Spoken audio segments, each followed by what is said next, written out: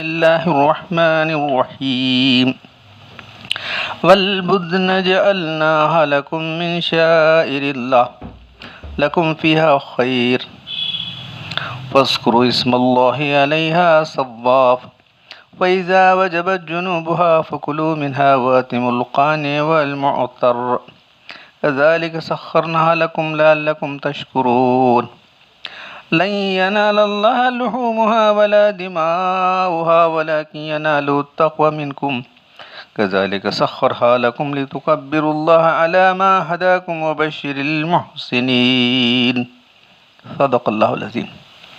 یہ سورہ حج کے 5 رکوع کی آیات ہیں، ان کا ترجمہ یہ ہے: اور کعبہ پر چڑھائے جانے والے اونٹ ہم نے تمہارے لیے شاعر اللہ بنایا ہے، اللہ کے نام کی نشانیاں بنایا ہے، اس میں تمہارے لیے بھلائی ہے، بس تم ان پر اللہ کا نام لو اور قطار باندھ کر ان کو ذبح کرو، اور جب وہ گر پڑے اپنے کروٹ پر تو تم بھی کھاؤ اور ان لوگوں بھی کھلاؤ جو صبر سے بیٹھے ہیں اور جو بے قراری کر رہے ہیں، اس طرح ہم نے تمہارے قابو میں کر دیا ہے ایسے جانوروں کو تاکہ تم شکر گزار بن جاؤ۔ اللہ تک ان قربانی جانوروں کا گوشت اور خون نہیں پہنچتا، لیکن اللہ کو تمہارا تقویٰ پہنچتا ہے۔ اس طرح اللہ نے ان کو تمہارے قابو میں کر دیا ہے تاکہ تم اللہ کی بڑائی بیان کرو کہ اللہ نے تمہیں ہدایت دی، اور نیکی کرنے والوں کو آپ بشارت سنا دیجیے۔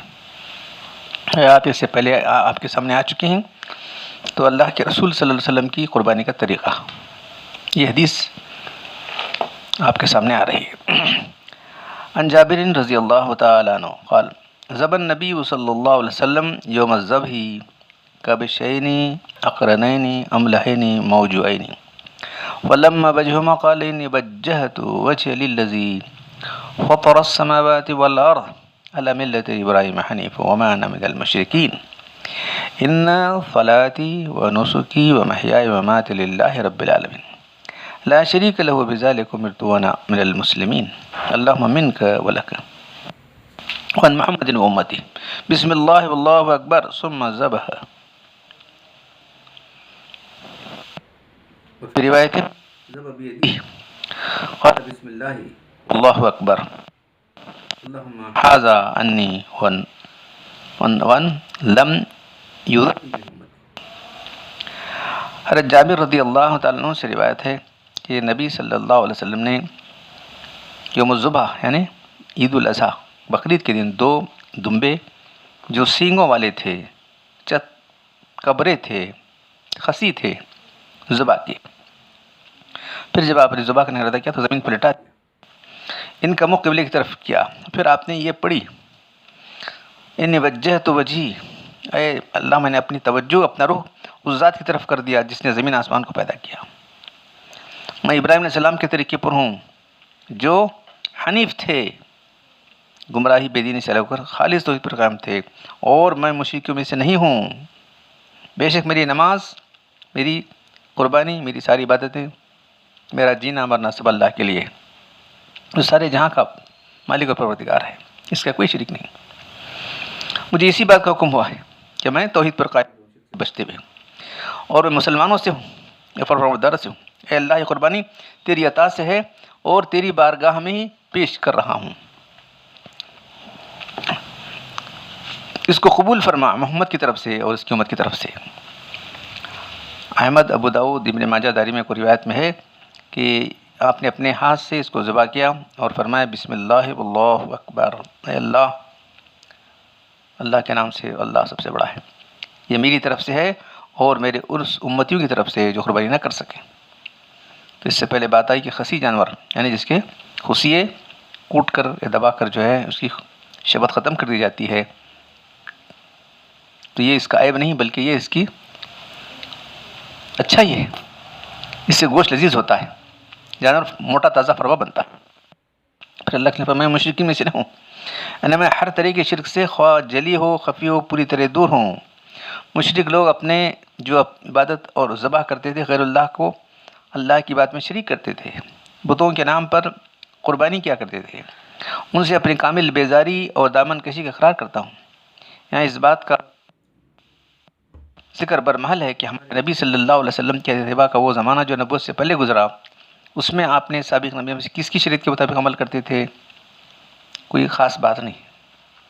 کچھ کہتے ہیں ابراہیم علیہ السلام کے طریقے پر چلتے تھے، کچھ لوگ کہتے ہیں موسیٰ علیہ السلام، کچھ عیسیٰ علیہ السلام.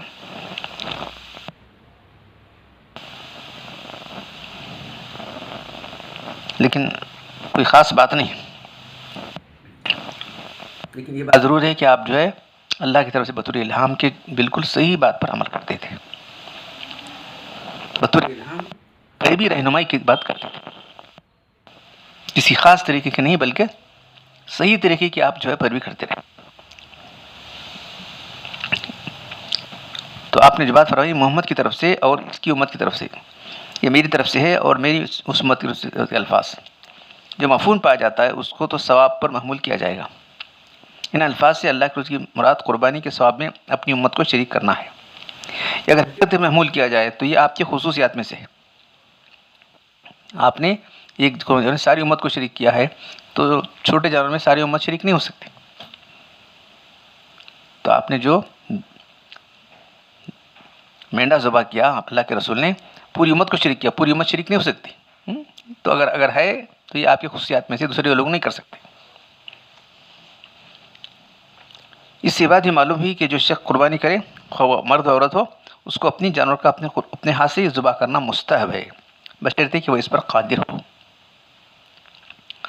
ان حنش رضی اللہ تعالیٰ عنہ قالت رأيت عليا يضحي بكبشين فقلت له ما هذا قال إن رسول الله صلی اللہ علیہ وسلم اوصاني ان اضحي عنه فانا اضحي.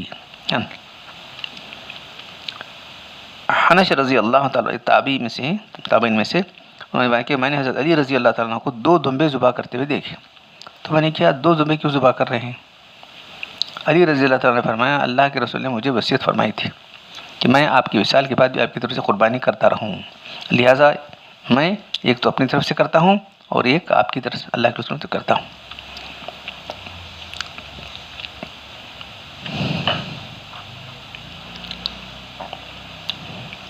یہ حدیث اس بات پر دلالت کرتی ہے کہ جو آدمی مر چکا ہے اس کی طرف سے قربانی کرنا چاہیے. جیسا کہ شرح سننا میں ہے، بعض علماء اس کی عدم جواز سے قائل ہیں. ابن مبارک کہتے ہیں کہ میں اس کو زیادہ پسند کرتا ہوں کہ میت کی طرف سے صدقہ و خیرات کیا جائے، اس کی طرف سے قربانی نہ کی جائے. لیکن یہ تو حضرت علی کا عمل ہے، اللہ کی وصیت ہے، یہ کرنا بہتر ہے. پھر مسئلہ ہے کوئی شخص میت کی طرف سے قربانی کرے تو اس کو سارا گوشت صدقہ کرے، اس میں کچھ بھی نہ کھائے. مسئلہ قربانی کا جانور کیسا ہونا چاہیے؟ عن علی رضی اللہ تعالی عنہ قال امرنا رسول اللہ صلی اللہ علیہ وسلم ان نستشرف العین والاذن وان لا نضحی بمقابلۃ ولا مدابرۃ ولا شرقا ولا خرقا. حضرت علی رضی اللہ تعالیٰ عنہ سے روایت ہے کہ انہوں نے بیان کیا کہ اللہ کے رسول نے ہمیں حکم دیا کہ ہم لوگ قربانی کے جانور کی آنکھ اور کان اچھی طرح دیکھ لیا کریں، اس میں کوئی ایسا نقص اور عیب تو نہیں ہے جس کی وجہ سے اس کی قربانی درست نہ ہو. اور ایک ہم جانور کی قربانی نہ کریں جس کا کان سامنے سے کٹا ہو یا پیچھے سے کٹا ہو یا لمبائی میں جو ہے چرا ہو یا گولا ایک ساتھ پھٹا ہو. تو مقابلتن سامنے سے کٹا ہوا، مدابرتن پیچھے سے کٹا ہوا، شرقہ اس کا کان لمبائی کے ساتھ چرا ہو، خرقہ اس کا کان گولائی میں پھٹا ہو، چوڑا میں پھٹا ہو. تو امام ابو حنیفہ رحمۃ اللہ علیہ کے نزدیک اگر آدھے سے کم کٹا ہوا ہو تو اس کی قربانی جائز ہے. کان آدھے سے کم کٹا ہوا ہے تو اس کی قربانی جائز ہے.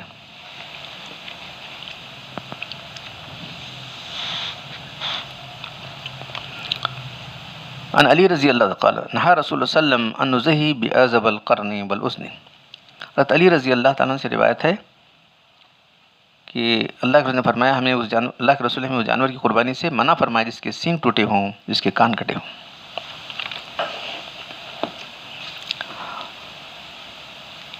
وعن براء بن عازب رضی اللہ تعالیٰ عنہ ان رسول اللہ صلی اللہ علیہ وسلم سئل ماذا یتقى من الضحایا واشار بیدہ قال اربعن الارجاء البین دلها والاوراء البین والمریضة البین مرضھا بینوا مرضھا والجفاء والتي لا تنقی۔ برا بن عازب رضی اللہ تعالیٰ عنہ سے روایت ہے کہ اللہ کے رسول صلی اللہ علیہ وسلم سے پوچھا گیا کہ کون سا جانور قربانی کے لائق نہیں ہے، تو آپ نے 4 انگلیوں سے اشارہ فرماتے فرمایا وہ جانور جو بالکل، ایک تو لنگڑا، اس کا لنگڑا پن بہت کھلا ہے جو چل نہیں سکتا، دوسرا وہ کانا جس کا کانا پن بہت نمایاں ہے، یعنی جس کی آنکھ خراب ہے یا آدھی سے زیادہ نبائی نہیں ہے، تیسرا وہ بیمار جس کی بیماری اتنی ظاہر ہے کہ جو نہ کھا سکتا ہے نہ پی سکتا ہے، چوتھا جانور دبلا کہ جس کی ہڈی میں گودا نہ ہو۔ یہ 4 جانور کی قربانی نہیں کرنا چاہیے۔ قربانی جانور کا فربا اور تباہ نہ ہونا بہتر ہے۔ عن ابی سعید رضی اللہ تعالی عنہ قال کان رسول اللہ صلی اللہ علیہ وسلم یضحی بکبش اقرن فہیل ينظر في سواء ويأكل في سواء في سواد ينظر في سواد ويأكل في سواد ويمشي في سواد۔ حضرت ابو سعید رضی اللہ تعالیٰ عنہ سے روایت ہے، انہوں نے بیان کیا کہ اللہ کے رسول صلی اللہ علیہ وسلم قربانی میں ایسا دمبا ذبح کرتے جو سینگدار ہوتا، فربا ہوتا، سیاہی میں دیکھتا، یعنی جس کی آنکھوں میں سیاہی ہوتی ہے، سیاہی میں کھاتا جس کا منہ بھی سیاہ ہوتا، سیاہی میں چلتا جس کے پاؤں بھی سیاہ ہوتے، فربا ہوتا۔ فہیل کے معنی ترجمہ جو ہے جانور میں فہیل وہ نر ہوتا ہے جو جسم میں طاقتور اور توانا ہوتا ہے۔ حاصل ہے کہ قربانی جانور کا فربا موٹا تازہ خوب طاقتور ہونا، توانا ہونا بہتر ہے۔ چنانچہ علماء نے لکھا ہے کہ اس جانور کی قربانی کرنی مستحب ہے جو پوری طرح موٹا تازہ خوب تنومند ہو، یہاں تک کہ ایک فربا بکری کی قربانی 2 لاغر بکریوں کی کرنے سے افضل ہے۔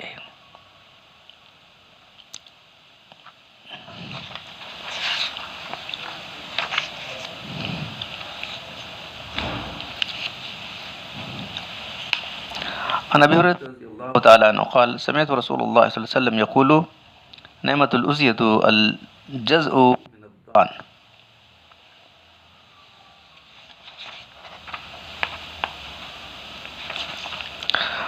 حضرت ابو ہریرہ رضی اللہ عنہ سے روایت ہے کہ انہوں نے بیان کیا کہ اللہ کے رسول نے فرمایا بھیڑ کا جزع یعنی 6 مہینے کا دمبا اچھا ہے قربانی کے لیے۔ نعمت الأضحية الجزء اچھا ہے میں تعریف کا جو پہلو نمایاں دراصل اس طرف اشارہ ہے کہ بھیڑ کا 6 ماہ کا بچہ دمبا تو قربانی کے لیے جائز ہے، مگر بکری کا 6 ماہ کا بچہ جائز نہیں ہے۔ حنفیہ کے نزدیک 1 سال سے کم کا دمبا اس صورت میں جائز ہے ایسا فربا اور تنومند ہو کے دیکھنے میں 1 سال کا معلوم ہوتا ہو۔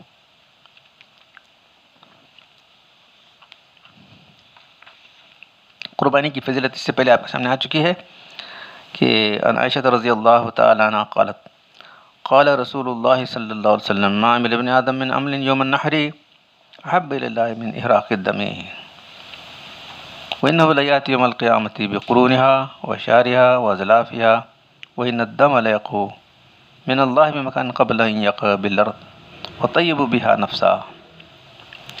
حضرت المؤمنین حضرت عائشہ رضی اللہ تعالیٰ عنہ سے روایت ہے، وہ فرماتی ہیں کہ اللہ کے رسول نے ارشاد فرمایا قربانی کے دن سب سے عمل جو اللہ کو پیارا ہے جانور کا خون بہانا ہے، یعنی قربانی کرنا ہے۔ بے شک وہ قربانی کا جانور کل قیامت کے دن اپنے سینگوں کے ساتھ، اپنے بالوں کے ساتھ اور اپنے کھروں کے ساتھ آئے گا۔ بے شک قربانی جانور کا خون زمین پر پڑنے سے پہلے اللہ کے پاس، اللہ کی بارگاہ میں قبول ہو جاتا ہے، تو اس لیے خوش دلی سے قربانی کرو۔ وَطَيِّبُوا بِهَا نَفْسًا یعنی اپنے آپ کو خوش کرو، یعنی مطلب یہ ہے کہ پوری خوش دلی سے قربانی کرو اللہ کے راہ میں۔ قربانی کی ایسی فضیلت ہے تو ہمیں پوری خوش دلی کے ساتھ قربانی کرنا چاہیے۔ عن جندب بن عبد اللہ قال شهدت الأضحى يوم النحر مع رسول اللہ صلی اللہ علیہ وسلم فلم يعد ان صلى وفرغ من الصلاة وسلم وإذا هو يرى لحم أضحاه قد ذبحت قبل أن يفرغ من صلاته فقال من كان ذبح قبل أن يصلي أو نصلي فليذبح مكانه أخرى. وفي رواية قال صلى الله عليه وسلم يوم النهر ثم خطب وذبح وقال من كان ذبح قبل أن يصلي أو نصلي فليذبح أخرى مكانه من لم يذبح فليذبح بسم الله. جندب بن عبداللہ سے روایت ہے کہ انہوں نے کہ میں نے رسول صلی اللہ علیہ وسلم کے ساتھ جو قربانی کا دن تھا حاضر تھا. آن صلی اللہ علیہ وسلم نے فرمایا قربانی سے اور نماز سے سلام پھیرنے کے بعد اچانک آپ کو قربانی کا گوشت دکھائی دیا جو آپ نماز سے فارغ ہونے سے پہلے ہی ذبح کی جا چکی تھی. تو آپ صلی اللہ علیہ وسلم نے فرمایا جس نے اپنی نماز پڑھنے سے پہلے یا یوں فرمایا کہ ہماری نماز پڑھنے سے پہلے ذبح کیا ہو تو اس کی قربانی درست نہیں ہے، اس کو چاہیے کہ اب اس کی دوسرا جانور ذبح کرے. دوسری روایتوں میں ہے پہلے نماز پڑھی آپ نے اللہ کے لیے، پھر خطبہ دیا اور پھر فرمایا جس نے قربانی کے دن یوں فرمایا کہ ہماری نماز پڑھنے سے پہلے اپنی جانور کو قربان کیا، اس کو چاہیے کہ اب اس کے دوسرا جانور قربان کرے. جس نے نماز سے پہلے ذبح نہ کیا ہو اس کو چاہیے کہ اب جب کہ نماز ہو چکی ہے اس کے بعد قربانی کرے. تو نماز سے پہلے قربانی نہیں کرنا چاہیے، نماز کے بعد ہی قربانی کرنا چاہیے.